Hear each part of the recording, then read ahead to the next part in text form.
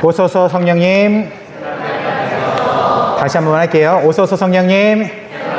네. 한 주간 동안 잘 지내셨습니까? 네. 요즘 제 본당에서 여러 신자분들과 만나기도 하고 또 이야기를 나누다 보면 참 사는 것이 쉽지만은 않구나라는 생각이 들 때가 있습니다.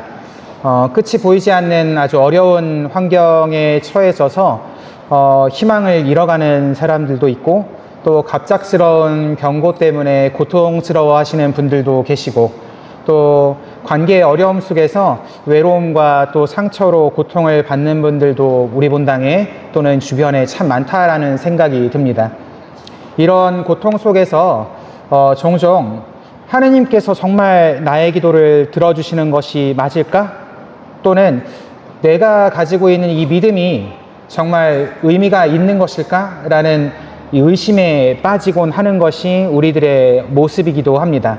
그런데 참 공교롭게도 오늘 제 1독서의 내용 그리고 오늘 복음의 내용은 바로 이렇게 지친 마음들에게 건네시는 하느님의 따뜻한 위로의 응답이 아닐까라는 생각이 듭니다.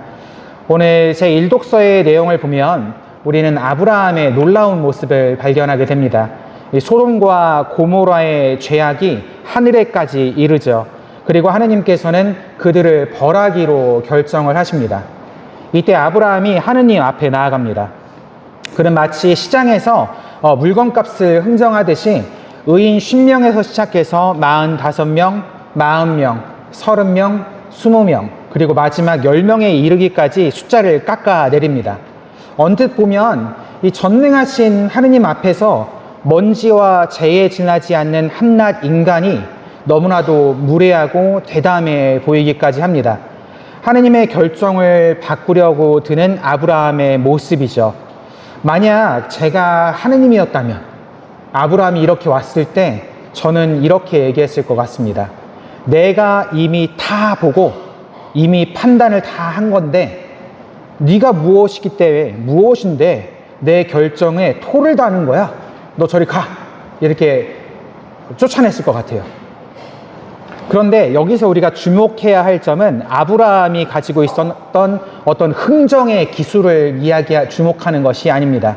그가 그렇게 하느님께 매달릴 수 있었고 또 간청할 수 있었던 이유는 무엇일까? 한마디로 얘기하면 아브라함이 지녔던 하느님에 대한 믿음의 바탕은 무엇이었는가? 그게 굉장히 우리가 주목해 봐야 할 점입니다. 아브라함은 하느님이 정말로 정의로우신 분이라는 걸 이미 믿고 있었습니다. 그래서 소돔과 고모라를 벌하시겠다고 했던 그 결정도 정의로우신 결정이라는 것을 아브라함은 받아들이지요. 하지만 아브라함이 더 굳게 가지고 있었던 믿음이라고 할 수 있는 것은 바로 하느님께서 정의로우신 분은 맞지만 그보다 더 크게 자비가 가득한 분이라는 것을 믿고 있었다라는 겁니다. 아브라함은 죄인들의 멸망을 원치 않으시는 하느님의 마음, 단 한 명의 의인이라도 있다면 그를 보아서라도 모두를 구원하고자 하시는 하느님의 이 무한한 자비에 대한 믿음을 가지고 있었고 그것에 의지해서 하느님께 간청을 드렸던 겁니다. 그리고 여기에서 더욱 놀랍게 우리가 발견할 수 있는 점이 하나가 있습니다. 바로 아브라함의 간청을 하느님께서는 중간에 한 번도 끊지 않으시고 끝까지 들어주셨다라는 것입니다. 하느님께서는 귀찮아하지 않으셨습니다. 하느님께서는 노여워하지도 않으셨습니다. 오히려 아브라함이 더 낮은 숫자를 제시할 때마다 그렇게 해줄게 라고 응답을 하시죠. 바로 너그럽게 그 청을 받아들이시는 하느님의 모습입니다. 이것이 바로 아브라함이 믿었던 하느님, 곧 우리가 믿는 하느님의 모습이기도 합니다. 우리의 한숨 섞인 기도, 또 때로는 불평처럼 들리는 어리광까지도 들어주시고자 귀를 기울이시는 분, 정의를 넘어서는 자비로 우리를 기다리시는 분, 그분이 바로 우리들이 믿는 하느님이십니다. 이러한 하느님의 모습은 바로 오늘 복음에 예수님을 통해서 더욱 선명하게 드러납니다. 제자들이 세례자 요한이 제자들에게 기도하는 법을 가르쳐 준 것처럼 저희에게도 기도하는 법을 가르쳐 주십시오라고 예수님께 청하죠. 이때 예수님께서는 우리에게, 제자들에게 아버지라며 기도하라고 가르쳐 주십니다. 전능하신 창조주, 감히 얼굴을 마주할 수 없는 거룩하신 분을 우리에게 아버지라 부를 수 있도록 예수님은 초청하십니다. 그리고 여기 한밤중에 친구에게 빵을 빌리러 간 사람의 이야기를 들려주시면서 이렇게 말씀하시죠. 청하여라, 너희에게 주실 것이다. 찾아라, 너희가 얻을 것이다. 문을 두드려라, 너희에게 열릴 것이다. 누구든지 청하는 이는 받고, 찾는 이는 얻고, 문을 두드리는 이에게는 열릴 것이다.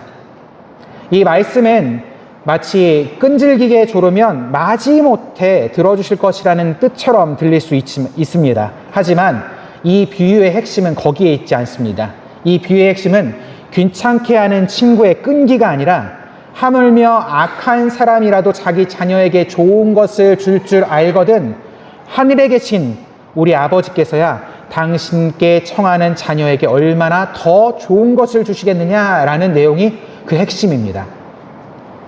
아브라함이 그랬던 것처럼 우리 역시 하느님의 자비하심에 대한 굳은 믿음을 가지고 끈질기게 청해야 한다는 것이 바로 오늘 복음의 핵심이라는 것을 여러분들이 잊지 않으셨으면 좋겠습니다. 지금 현실적인 어려움으로 앞날이 캄캄한 분들이 계실 겁니다. 또한 깨어진 관계 속에서 홀로 눈물을 흘리며 계시는 분들도 계실 겁니다.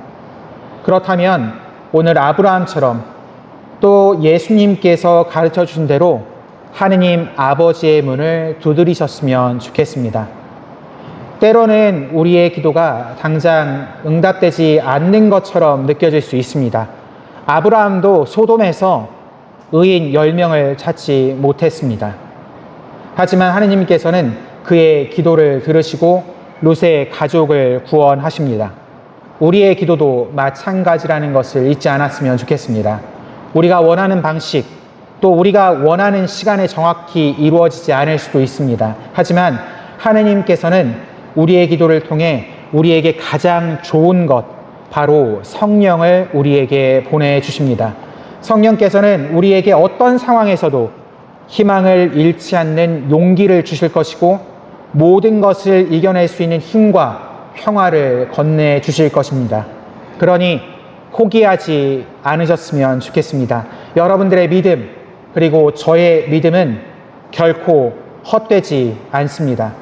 여러분과 저의 기도는 하나도 그저 의미 없이 땅에 떨어지지 않을 것입니다. 분명 자비로우신 아버지 하느님께서 우리의 모든 소리에 귀 기울여 듣고 계십니다. 먼지와 재와 같은 우리를 당신의 자녀로 삼아주신 하느님께 믿음을 두고 또 끈질기게 청하고 찾고 문을 두드리는 우리 모두가 되기를 함께 기도하며 오늘 이 미사 정성껏 봉헌했으면 좋겠습니다.